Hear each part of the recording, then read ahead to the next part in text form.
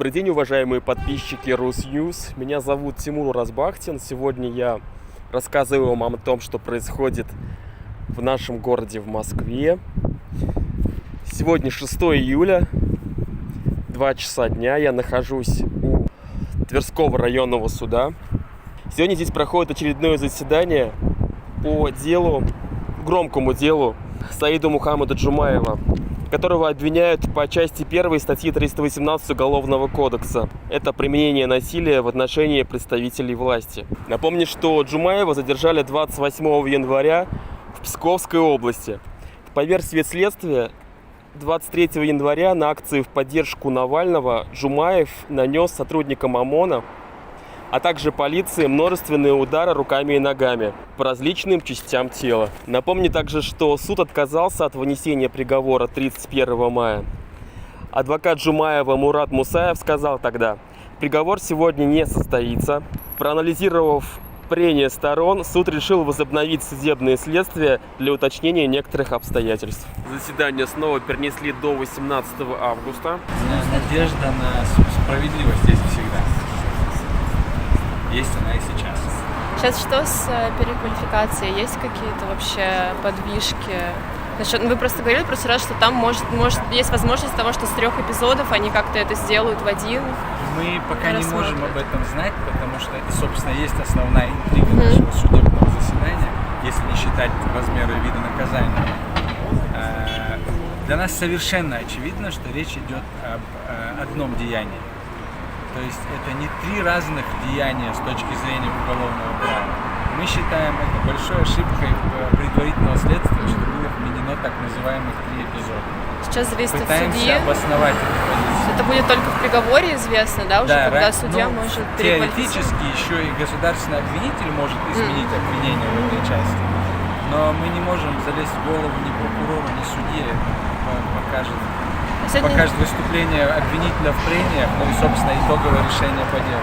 Сегодня не стало понятно, почему вот этот был в конце финт уже перед приговором, зачем судья вернула обратно, что ей стало непонятно, почему она захотела доследовать. Судья, он? Да, прошу прощения. И, значит, тут более-менее понятно, что вот этот вопрос юридического характера, он вызывает некоторые затруднения даже у специалистов. Но при этом есть обильная, обширная судебная практика. 2 потерпевших, 3 в некоторых случаях бывает в 318-х, 317-х, это применение насилия к представителю власти и покушение на жизнь представителя власти, бывают несколько десятков потерпевших. При этом вменяется одно деяние, предусмотренное соответственно статьей 318 или 317. Мы не видим причины для того, чтобы делать исключение для Джумаева. А как по настрою прокурора? Было понятно, может быть, есть какие-то предположения, он запросит такой же срок вообще, как-то у него изменилось после дополнительного доследования? Мы не можем судить об этом сейчас. Только из выступления обвинителя в прениях сторон можно будет узнать. Уже в августе. Мурат, как считаете, вы еще будете подавать какие-то ходатайства или уже... Собственно, судебное следствие окончено сегодня снова. Мы перерыв очередной раз для прений сторон. Да. Мы заявим свою правовую позицию, она, строго говоря, неизменна с прошлых прений. А как считаете, перенос как-то связан с политическим подтекстом?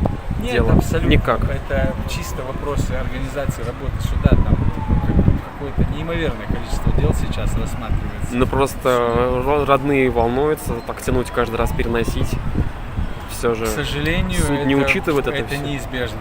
Да, у каждого из подсудимых есть родные, и, в общем, родственники моего доверителя относятся к этому с пониманием.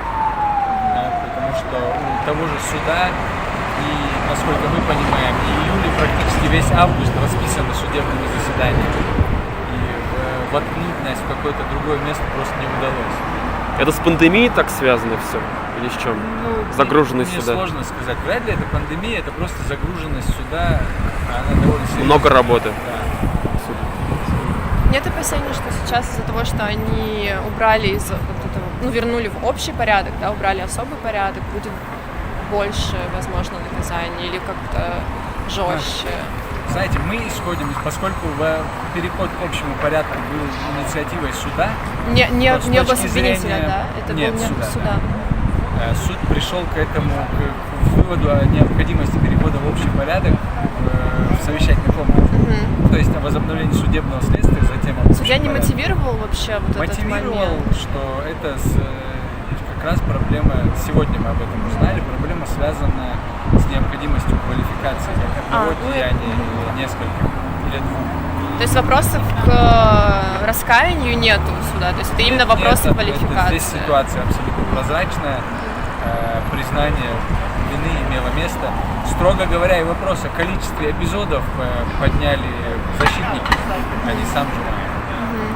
Ну, потому что тут представьте себе, если профессиональные юристы не могут в этом разобраться и спорят об этом, ну, откуда этому совсем еще молодому человеку, не юристу, знать о том, одно это деяние, два или три. На мой взгляд, все более-менее очевидно. Что касается вашего вопроса о возможном размере будущего наказания, из-за того, что мы перешли в общий порядок, все-таки с точки зрения духа этой нормы закона, если подсудимый признает свою вину, ходатайствует об особом порядке, и общий порядок происходит по объективным причинам помимо его воли, тем более по инициативе суда, но это не должно влиять на размер наказания. Позиция самого подсудимого не поменялась. Лиза, скажите, пожалуйста, удалось вам с сыном повидаться за этот месяц? Нет. Не удалось. Нет, потому что свидание добиться его очень тяжело. Практически невозможно. Потому что там все красненько, там все забито, ищем, не получается. Я надеялась, что надежда была, что я вот сегодня увижу на заседании. Но, к сожалению, даже маму не пустили. Даже маму не пустили? Нет. И отложили еще на 1,5 месяца. Выходит. 18 августа, да, конечно.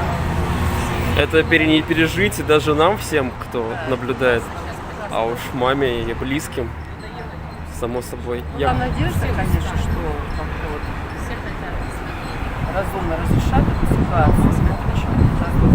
Судья решил, ему виднее, нужно отложить до 18 августа. Все-таки надежда есть в любом случае, правильно? Надежда умирает последней. Надеяться на положительный исход, что реально как он сделал. Вот именно. Есть большая поддержка, очень Да. многие люди поддерживают. 1000 людей. Очень меня это радует, что есть такая поддержка, реально хорошая поддержка. Это меня тоже питает, дает мне силу. Большое спасибо всем россиянам, всем без исключения. Лиза, от наших подписчиков Русньюз тоже передаем слова поддержки. Восхищаемся вами, сыном. Спасибо вам большое. Дай бог вам здоровья и терпения. Да, я думаю, 18 числа у нас будет праздничный день, хорошее у всех настроение. Все-таки я надеюсь на справедливость. Справедливость Я восторжествует. надеюсь. Потому что